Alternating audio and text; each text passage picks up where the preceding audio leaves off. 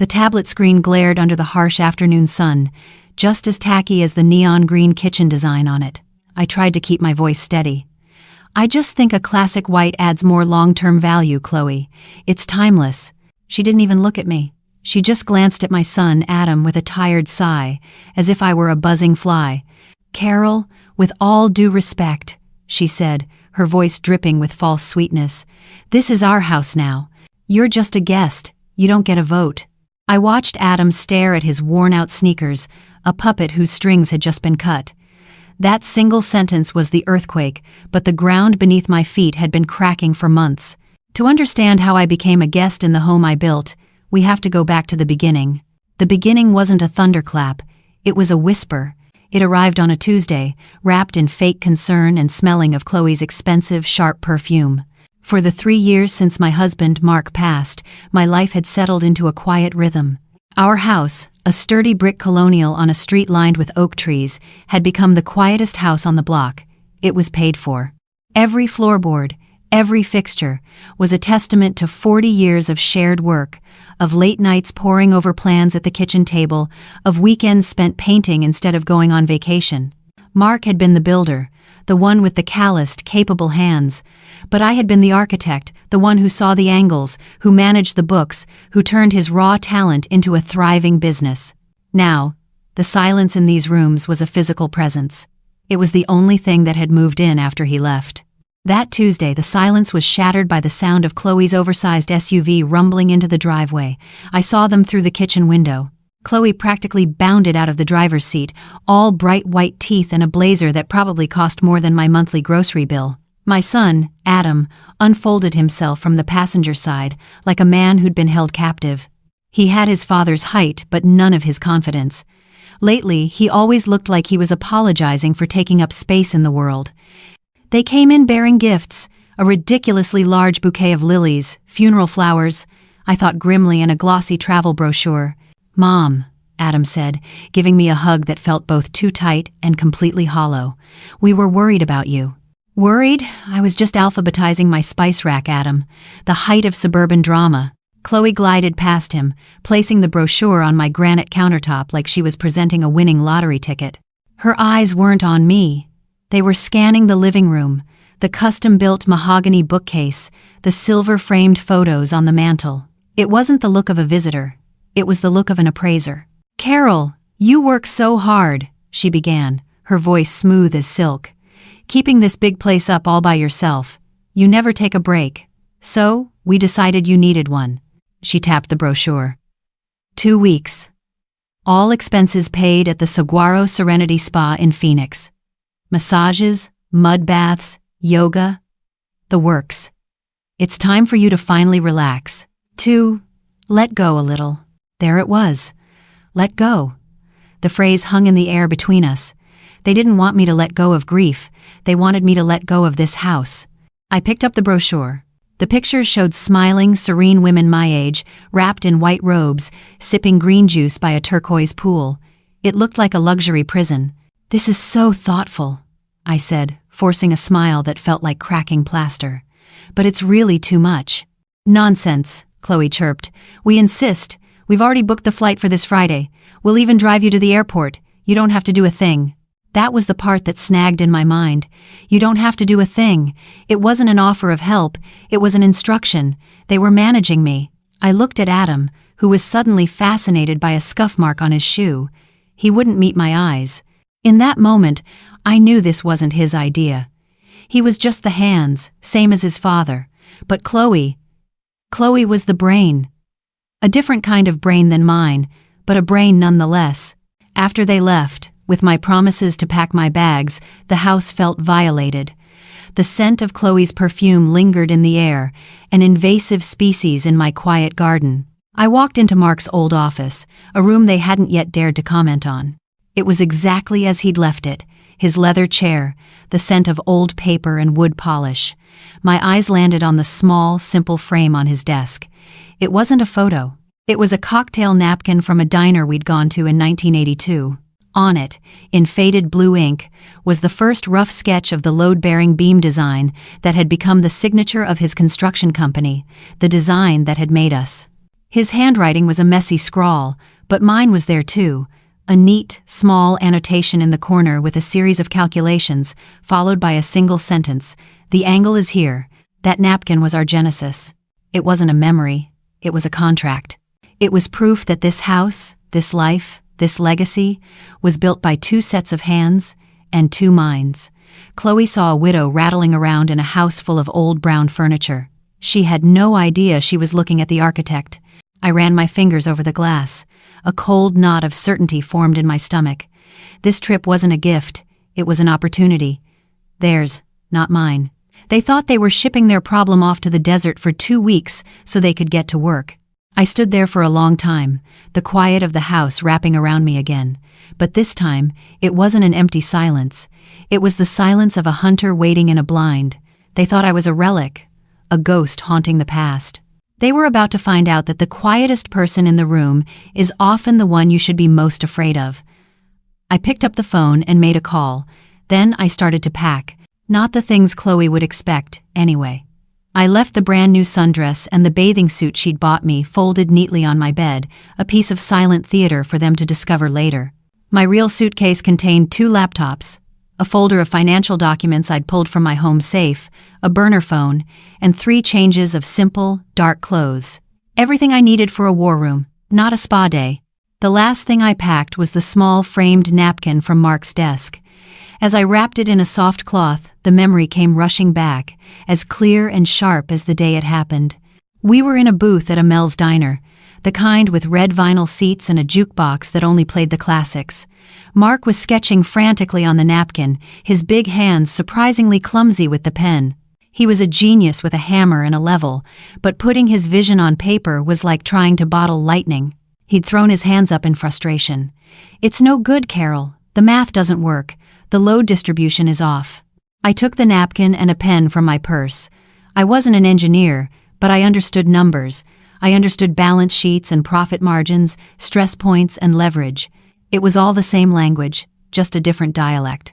My pen moved quietly, adding a brace here, shifting a support there, running a quick calculation in the margin. I circled one small, crucial intersection of lines. "The angle is here," I said softly. "You're trying to fight gravity head-on. You need to redirect it, use its own weight against itself." He stared at the napkin, then at me, and a slow grin spread across his face. "I'm just the hands, Carol," he'd said, his voice full of wonder. "You're the brain. You're the one who sees the angles." I gently placed the wrapped napkin in my suitcase. He was right. I always saw the angles. And my son and his wife had just presented me with a very sharp one. The drive to the airport was a masterclass in deception, on both sides.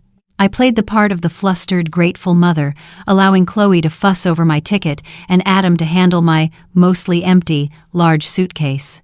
I hugged them goodbye at the security gate, the scent of Chloe's perfume making my eyes water.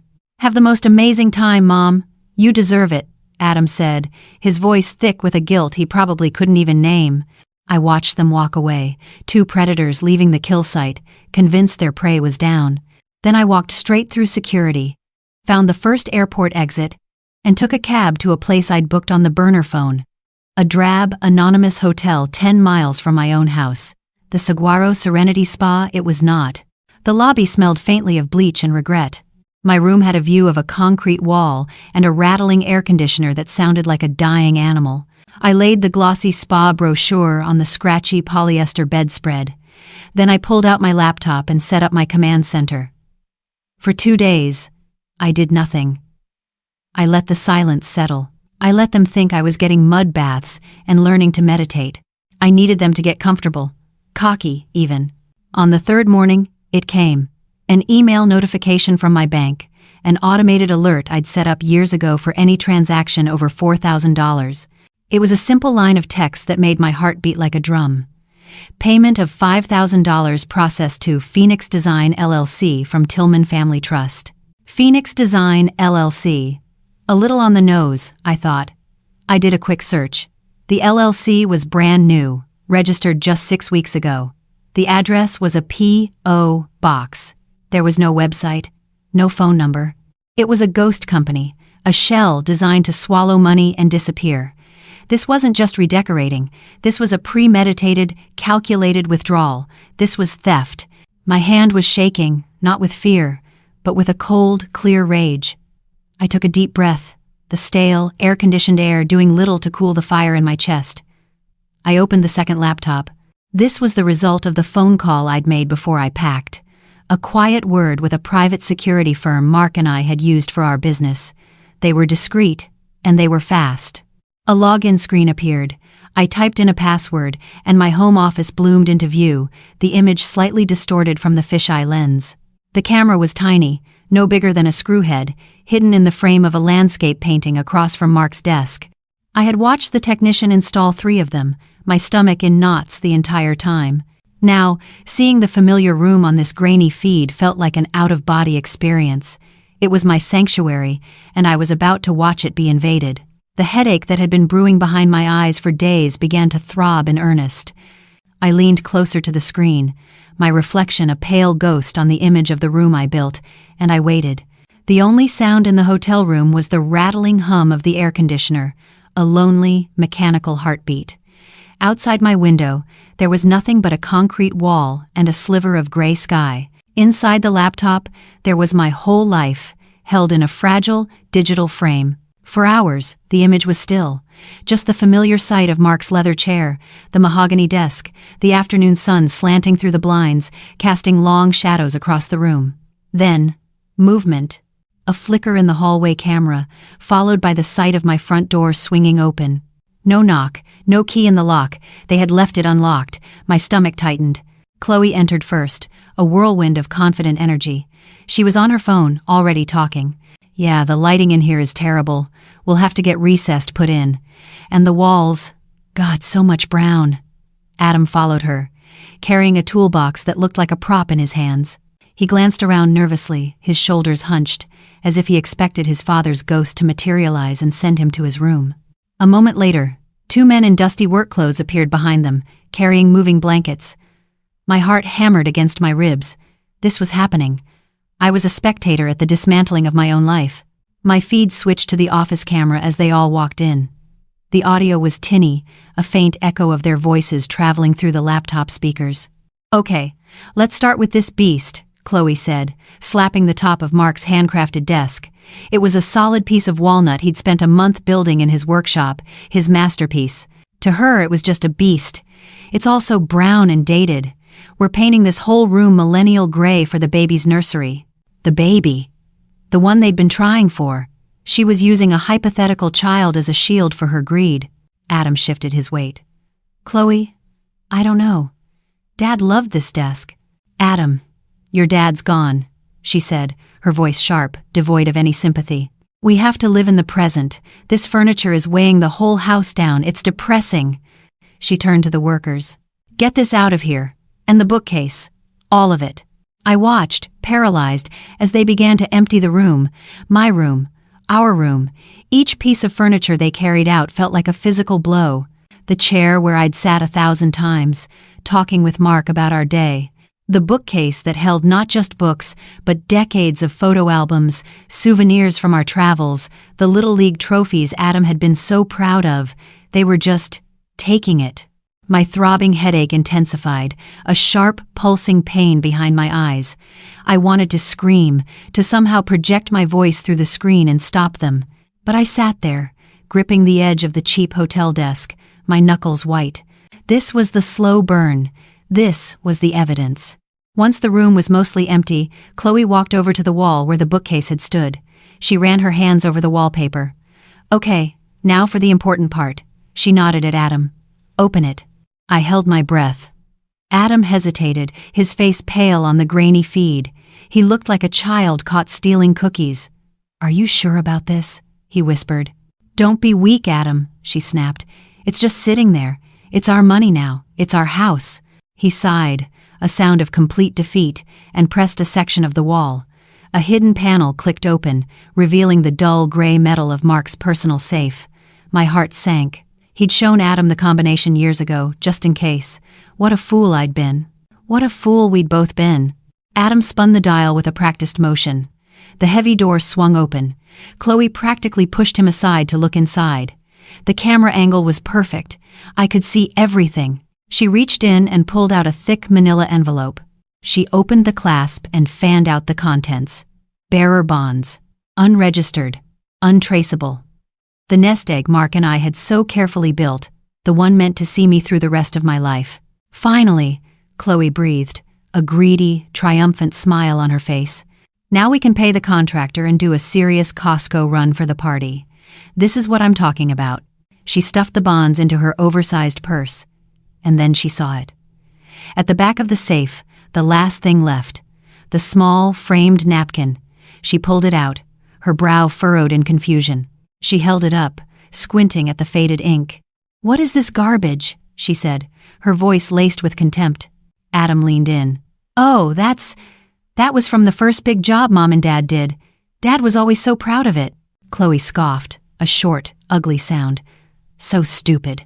She unhooked the back of the cheap frame, pulled out the delicate, aging napkin, and without a second thought, crumpled it in her fist. She tossed the balled-up piece of our history, our beginning, into a trash bag filled with discarded wallpaper scraps. And that was it. The throbbing in my head stopped. The fire in my chest turned to ice.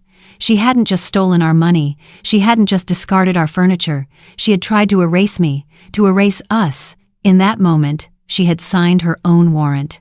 I calmly closed the laptop, the image of the trash napkin burning behind my eyes. I stood up, the rattling of the air conditioner fading into the background. I picked up my purse, my car keys, and walked out of that sad, gray room. The hunt was over. It was time to spring the trap. The 20-minute drive home was the calmest I had felt in years. The quiet hum of my car's engine was a soothing balm after the rattle of the hotel air conditioner. The rage hadn't vanished. It had simply cooled and hardened into something else. Something solid and heavy and useful, like steel. I wasn't a grieving widow anymore. I wasn't a problem to be managed. I was the architect, and I was about to remind them what that meant. Turning onto my own street felt like entering a foreign country. Everything was the same, Mrs. Gable's prize-winning roses, the Miller kids' bikes left on the lawn, but it was all filtered through a new, harsh light, and then I saw it.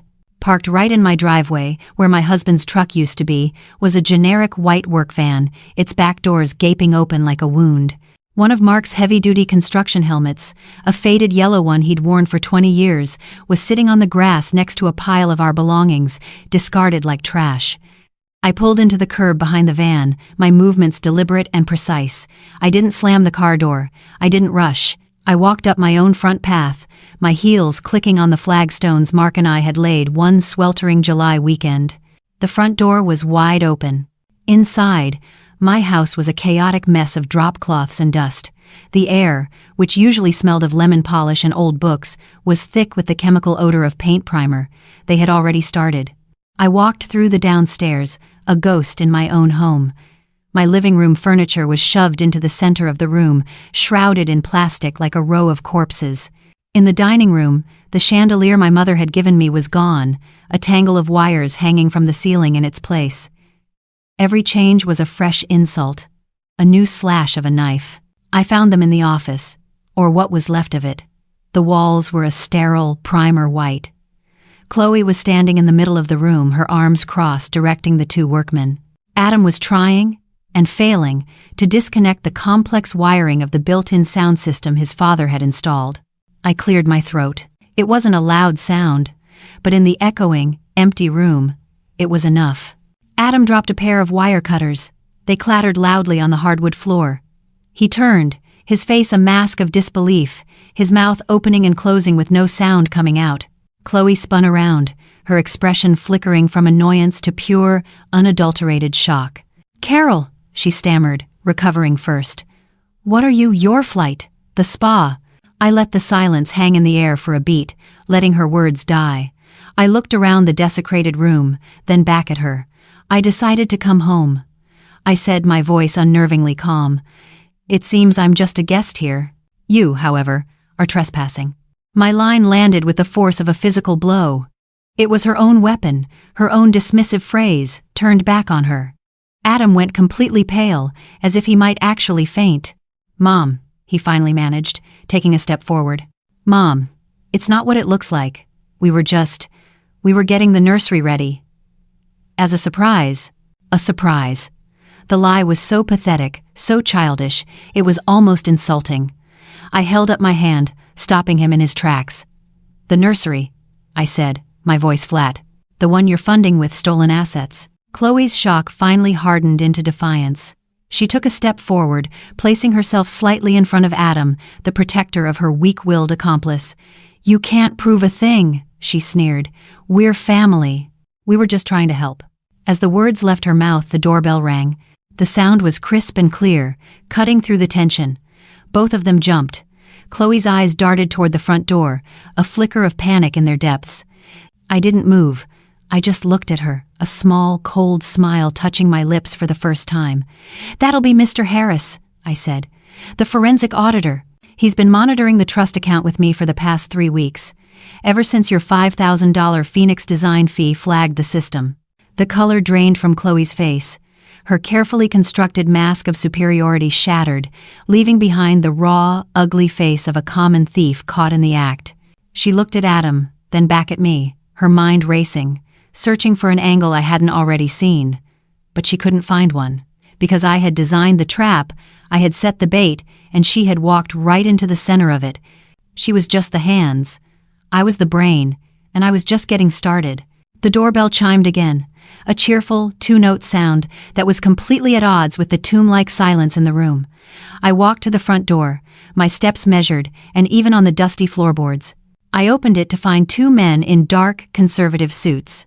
The older one, a man with kind eyes and a serious mouth, was Mr. Harris. The other was a younger, sharper man I didn't know. "Carol," Mr. Harris said with a respectful nod. "This is Mr. Cole, from my legal team." "Thank you for coming on such short notice," I said, stepping aside to let them in. They walked past Adam and Chloe as if they were furniture, their focus entirely on me. Chloe's eyes were wide, darting between the 2 men and me. The bravado was gone, replaced by the frantic, cornered look of an animal that has just heard the click of a trap. Mr. Cole, the lawyer, got straight to the point. He held a thin leather portfolio which he opened with a quiet snap. "Mrs. Tillman, as requested, we placed a hold on all outgoing transfers from the trust the moment the Phoenix design payment was initiated. It was irregular." "Irregular is one word for it," I said dryly. He then turned his gaze on Adam, and for the first time, my son seemed to shrink under the weight of a stranger's professional scrutiny. "Mr. Tillman," the lawyer said, his voice polite but edged with steel, "there seems to be a misunderstanding regarding the assets you and your wife removed from the premises today." Chloe found her voice, though it was thin and reedy. "We haven't removed anything. We were just renovating." Mr. Cole didn't even bother to look at her. His eyes stayed locked on Adam. "The bearer bonds removed from the safe. We need to discuss those." Adam's face crumpled. It was finally happening. The real, adult consequences he'd spent his life avoiding were standing in his living room, wearing $1,000 suits. "They were my dad's," Adam mumbled, looking at the floor. "They're family assets." "No," Mr. Cole said simply. "They are not. 5 years ago, your father, with your mother's counsel, transferred those assets out of his personal estate and into the Tillman Legacy LLC, an entity for which your mother is the sole executor and signing officer. Taking them without her explicit, written consent is not a family matter. It's a felony." A sharp intake of breath. It came from Chloe. Her hand had flown to her purse, and she was fumbling for her phone. Her perfectly manicured fingers, the ones that had crumpled up my life's work, were now trembling as she tapped at the screen. I watched her face, a fascinating study in collapsing arrogance. I knew what she was looking for. The confirmation that the money she'd funneled into her ghost company was gone. I knew the exact moment she found it. Her expression slackened, her jaw went loose, and all the color drained from her face, leaving her expensive makeup looking like a painted mask on a corpse. Her power, the only thing she truly valued, had vanished into the digital ether. That's when Adam broke. It wasn't a shout. It was a sob, a ragged, ugly sound that came from deep in his chest. He sank onto one of the plastic-covered chairs, burying his face in his hands. "We're drowning, Mom," he choked out, the words muffled by his fingers. "We're drowning." He looked up at me, his eyes red and pleading. "I lost my job. Not last month, 6 months ago. The tech firm did massive layoffs. I couldn't tell you. You and Dad were always so proud. I felt like such a failure. The confession tumbled out of him in a desperate, pathetic rush. The maxed-out credit cards to keep up appearances. The second mortgage on their condo that they couldn't afford. The calls from collections agencies at all hours. Chloe, beside him, telling him he needed to be a man, that he needed to provide, that his mother was sitting on a gold mine she didn't even need. "She said you owed us," he whispered. "She said this house, all this stuff, it was our legacy, that we were just taking what was rightfully ours a little early." I listened to it all, the story of a weak man manipulated by a greedy woman, a story as old as time. But there was no pity in me. Not anymore. I took a step closer to him, my voice low and steady. "Drowning people ask for a life raft, Adam. They don't try to sink the person who taught them how to swim." He flinched, as if I'd struck him. "I would have helped you," I continued, the ice in my veins spreading to my words. "I would have sold this house myself to keep you from failing. I would have given you anything. All you had to do was ask. All you had to do was respect me enough to tell me the truth." I let that hang in the air. Then I delivered the final, killing blow. "You can talk about the money, Adam. We can have the lawyers and the auditors add up every stolen dollar. But I was watching you. Through a camera, right over there. I watched you let her take that napkin from the safe. Our napkin. The one your father kept on his desk for 40 years. And I watched you stand there while she crumpled it up and threw it in the trash like it was nothing." Tears were streaming down his face now, silent and useless. "You didn't just steal my money," I said, my voice barely a whisper. "You tried to steal my history. You tried to tell me I didn't exist. That was your real crime. And for that, there is no excuse." Adam couldn't even look at me. He was just a hollowed-out shape of a man, rocking back and forth on the plastic-draped chair, his sobs the only sound in the ruined room. He understood. In his core, in the part of him that was still Mark's son, he understood the magnitude of what he'd allowed to happen. But Chloe didn't. She never would. She let out a short, sharp laugh. It was a brittle, ugly sound. "A napkin," she said, her voice dripping with disbelief and scorn. "You're doing all this. You're going to ruin your son's life over a stupid, sentimental piece of trash?" And there it was. The final, clarifying piece of the puzzle. To her, that's all it would ever be. Trash. A life's work. A partnership. The very blueprint of the fortune she felt so entitled to was just disposable garbage. I turned my full attention to her. The two workmen had long since faded into the background, trying to make themselves invisible. The lawyers were silent, observing. In that moment, it was just the two of us. "That piece of trash, Chloe," I said, my voice as cold and clear as a winter morning, was the first dollar this family ever truly earned. It wasn't money. It was an idea. It was the moment your husband's father and I figured out how to build something from nothing. It was a promise we made to each other in a cheap diner booth when we had less than $100 to our names. Everything you see this house, the trust, the company, it all grew from that single, stupid, sentimental piece of paper. I took a step closer, and she instinctively took one back. "You see things," I said. "You see houses, cars, bank accounts. You see stuff. You think you're entitled to it because you married into the family. Mark and we saw a foundation. We knew that if you build the foundation right, the house will stand forever. You didn't just try to steal the furniture, Chloe. You tried to dynamite the foundation. You thought it was just junk holding up the floorboards." I looked at her expensive blazer, and her panicked eyes, and for the first time, I saw her for what she was. Utterly and completely empty. A black hole of want. I turned away from her, dismissing her as completely as she had dismissed my life's work. I faced Mr. Cole. "I will not be pressing criminal charges," I said. A flicker of something relief? Triumph? Crossed Chloe's face. Adam looked up, a sliver of desperate hope in his wet eyes. "However," I continued, my voice leaving no room for negotiation, "that is conditional. My son will sign over his temporary access to all family accounts, effective immediately. He will also enroll in a comprehensive financial counseling program. I want weekly reports on his progress." Mr. Harris nodded, already making a note. "Furthermore," I said, "Mr. Cole, Your firm will find a work placement program for him. I don't care what it is. Warehouse inventory, manual labor, stocking shelves at a grocery store. He will work a minimum of 40 hours a week, and he will learn what it feels like to build something with his own 2 hands, from the ground up. He will learn the value of a dollar earned, not inherited. Adam just nodded, his face buried in his hands again. He was accepting his penance. Chloe finally spoke. "And me?" she asked, a tremor in her voice. I looked at her. "You are not my concern," I said. "Any assets transferred from the trust will be pursued civilly. As for the rest, that's between you and my son. But your time in this family is over." End quote. I then turned to the 2 workmen, who looked like they'd rather be anywhere else on earth. "You two," I said, my voice firm but not unkind. "Your contract is with Phoenix Design LLC, which, as of 10 minutes ago, is an entity under fraud investigation with its accounts frozen. I suggest you pack up your tools." They practically scrambled over each other to get out. Finally, I looked at the 2 people who had shattered my world. "The lawyers will wait outside," I said. "You have 5 minutes to gather your personal effects. Then I want you out of my house." Chloe stood frozen, her face a storm of fury and humiliation. Adam, my son, just looked broken. But as he slowly stood up, he looked at me.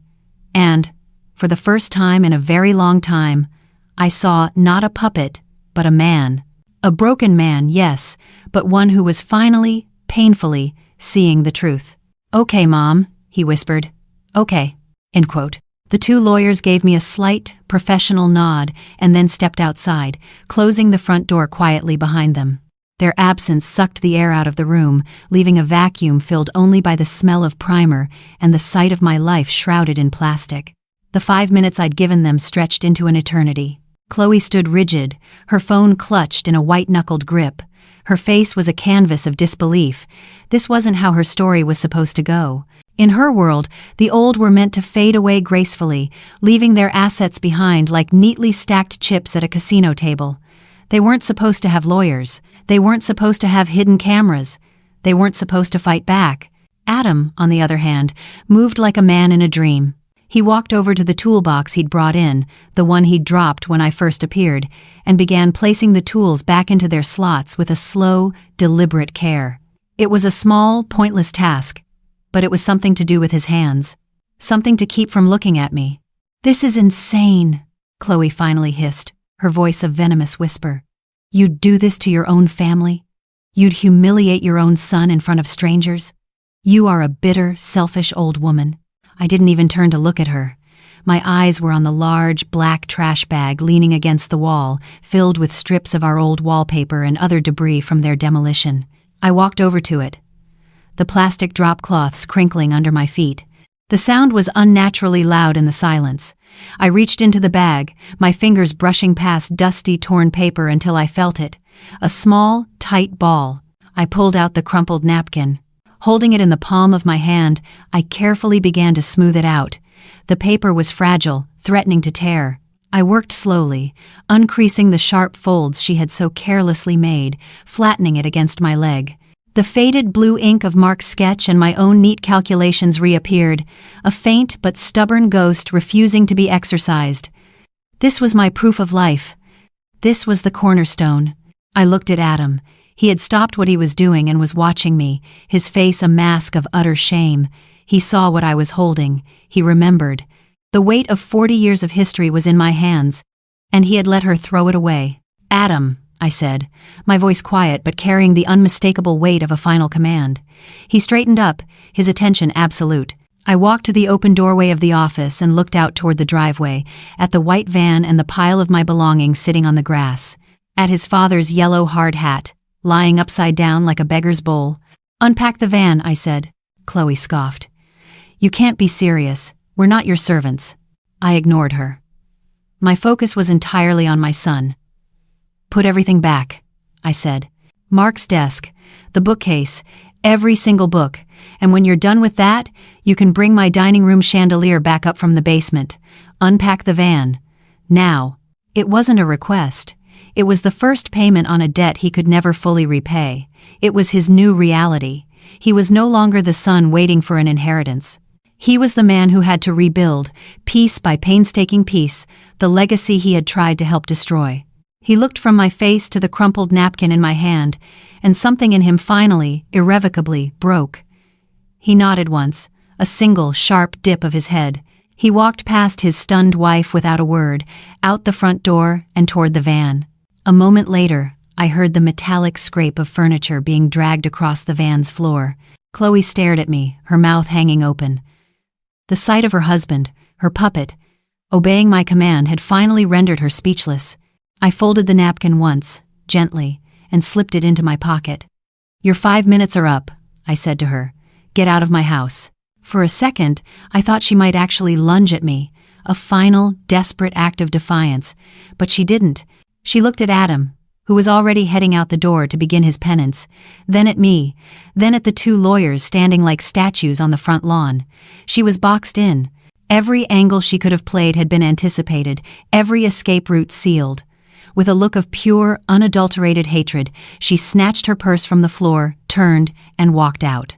She didn't say another word. The click of her expensive heels on the flagstone path was the sound of a retreat, not a strategic withdrawal. It was the sound of a queen who had been permanently deposed. I watched from the doorway as Adam began his labor.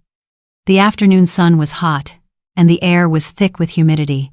He started with the things piled on the lawn. He picked up his father's old yellow hard hat, holding it in his hands for a long moment, his shoulders slumping under its invisible weight. He didn't put it on. He couldn't. He hadn't earned that right. He placed it gently inside the front door before turning back to the real work.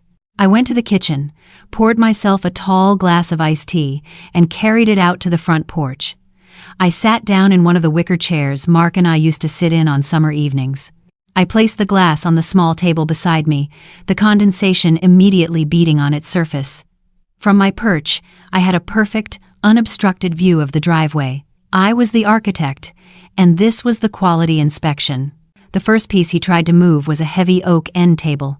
He struggled, his office-soft muscles straining against the dead weight of solid, honest wood. He grunted, his face turning red with exertion. This wasn't cheap, particle board furniture you could buy in a flat-pack box from IKEA. This was furniture built by a craftsman to last 100 years. Every piece was a testament to a work ethic he didn't understand. Every pound he lifted was a physical manifestation of the legacy he had treated so lightly. It wasn't long before the neighborhood began to take notice. First, it was Mrs. Gable from 3 doors down, out for her afternoon walk with her little poodle. She slowed her pace as she approached my house, her eyes widening at the sight of the white van, the furniture being moved back in, and me, sitting on the porch like nothing was wrong. She gave a hesitant little wave. I gave her a calm, placid smile and a slight nod, then took a slow sip of my tea. Her curiosity piqued. She continued on. But I knew the neighborhood phone tree was already lighting up. Next, the Miller kids skidded to a stop on their bikes at the end of my driveway, whispering and pointing. They knew Adam. Had always called him Mr. Tillman. Seeing him sweating and struggling like a common mover was a fascinating, confusing spectacle. The real show began when Adam tried to move the desk. It was his father's masterpiece, a solid slab of walnut that probably weighed close to 300 pounds. He couldn't do it alone. He pushed and pulled, his feet slipping on the driveway, the heavy desk refusing to budge more than a few inches. He was panting, sweat plastering his shirt to his back. For a brief, humiliating moment, he looked over at me, a silent plea in his eyes. I didn't move a muscle. I just met his gaze, my expression unreadable. This was his problem to solve. He had brought the van. He had hired the men who had so easily carried it out. Now, alone, he had to face the true weight of his actions. Defeated, he went back to smaller things. The chairs, boxes of books. He made trip after agonizing trip, his movements getting slower, his shoulders sagging with exhaustion. He worked in silence, the only sounds the scrape of wood on asphalt and his own ragged breathing. Hours passed. The sun began to dip below the oak trees, painting the sky in shades of orange and purple. The lawyers had long since departed, leaving their business cards on my kitchen counter.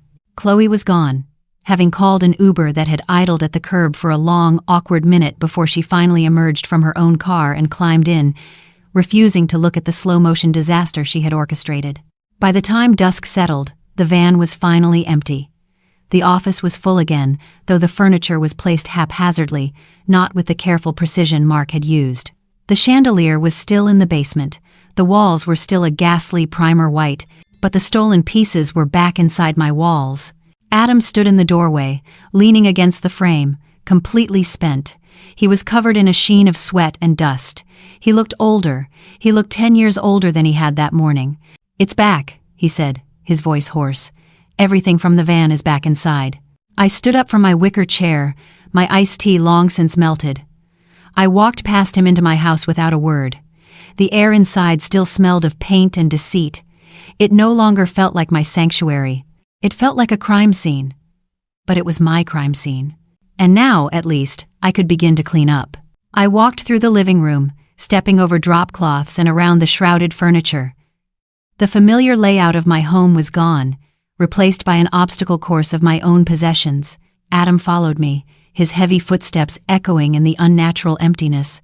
He stopped a few feet behind me in the kitchen doorway, waiting. He looked like a man expecting a verdict. I didn't look at him. I opened the refrigerator, the familiar cool air, a small comfort. The inside was just as I'd left it. A half-gallon of milk, a jar of pickles, a carton of eggs. A quiet, single life. I took out a bottle of water and placed it on the counter with a soft thud. I slid it toward him without a word. He took it, his hand trembling slightly. He twisted the cap and drank nearly half the bottle in one long, desperate pull. It was the only sound in the house. When he was done, he just stood there, holding the bottle, waiting for me to speak. "This isn't over," I said, finally turning to face him. My voice was flat, devoid of emotion. "This wasn't the price. This was just the down payment." He nodded, his eyes fixed on the floor. "I know. You lost your job 6 months ago," I stated. "It wasn't a question. You lied to me for half a year while you drove your family into the ground. Then, instead of facing the consequences, instead of coming to me like a man, you decided to tear my life apart, to patch the holes in yours. Does that about cover it?" "Yes," he whispered, the word barely audible. "Good," I said, "because your old life, the one where you played the successful son and I played the doddering old mother, is over. It ended today. Your new life starts tomorrow morning at 8 a.m. sharp." I walked back into the desecrated office. The furniture was a mess, shoved against the primer white walls at odd angles. It looked like a cheap motel room after a police raid. I went to the trash bag they had used and found the cheap plastic frame Chloe had discarded. It was cracked, but it would do for now. I took the crumpled napkin from my pocket and smoothed it out one last time on the dusty surface of Mark's desk. I gently slipped it back into the frame and clicked the plastic tabs into place. Then, I set it in the center of the desk, right where it had always been. It was a small, defiant flag planted in conquered territory. My territory. "Mark and I built a business from scratch," I said, my back still to him. "We didn't have a trust fund to raid. We didn't have a house to plunder. We had this." I tapped the glass of the frame. "We had an idea, and we had the guts to see it through. We worked. Every day. We sacrificed. We respected each other. That's the legacy you treated like garbage." I turned around. He hadn't moved. "The lawyers will be in touch tomorrow with the details of the work placement program," I continued, my voice all business. "You will go wherever they send you. You will do whatever they tell you to do. You will cash your paycheck every Friday, and from that paycheck, you will pay for your financial counseling. You will begin to pay down your debts, and you will give me $200 a week in cash until you have repaid the full value of the bonds you stole." He looked up, his eyes wide. The scale of the debt, laid out in simple, stark terms, was clearly hitting him for the first time.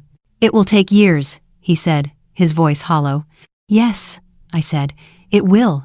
You don't get to wipe the slate clean with one afternoon of manual labor. You're going to earn it back. You're going to earn back every single dollar. And maybe, after you've done that, you'll have earned back a fraction of my respect." I walked to the front door and opened it. The evening air was cool now. The street was quiet, the neighborhood settling in for the night. "You will not have a key to this house anymore," I said, my hand on the doorknob. "A locksmith is coming tomorrow to change the locks. You will not come here unless you are invited. We are not family having a disagreement, Adam." We are a creditor and a debtor. That is all we are until you prove you can be something more. He just stood there, a ghost in the ruins he'd created. Your work here is done for today, I said. It was a dismissal. Go home. He walked toward the door, his shoulders slumped in a way that I knew would haunt me. As he passed, he stopped and looked at me, his face etched with a pain so deep it was almost hard to look at. Mom, he started. I am so sorry. I know you are, I said, and it was the truest thing I'd felt all day. You're sorry you got caught. I closed the door behind him, slid the deadbolt into place, and leaned my forehead against the cool wood. The silence of the house rushed back in, but it was a different kind of silence now. It wasn't empty anymore. It was filled with the hard, clean lines of new boundaries. The work of rebuilding had just begun, and I was the only architect left. The first few weeks were the hardest. The house was too quiet, but now it was a different kind of quiet, a sterile silence that smelled of fresh paint and new locks. I hired painters to cover the primer white walls, not with the old familiar colors but with new ones, bright, clean shades of ivory and slate blue. I rearranged the furniture myself, finding new angles, new ways for the light to come in. I wasn't restoring a museum of my past life, I was building a fortress for my new one. The locksmith's bill was $400. I hadn't planned on spending, but it was the best money I ever spent. The sound of the new deadbolt sliding home each night became a ritual, a quiet declaration of sovereignty. This space was mine. Its security was my responsibility. 3 months passed. Autumn bled into a crisp, early winter. The reports from the financial counselor arrived in my inbox every Friday, as promised. They were dry, clinical accounts of budgets and debt reduction strategies, but between the lines, I could read another story. The story of a man learning, for the first time at 35, how to stand on his own 2 feet. The weekly $200 payments appeared in my account via a direct deposit, always on time, never an excuse. One Saturday, running errands, I drove through a more industrial part of town and saw him. He was coming out of a massive Costco warehouse, not as a customer, but as an employee, pushing a long train of empty shopping carts. He wore the standard red vest and a tired expression.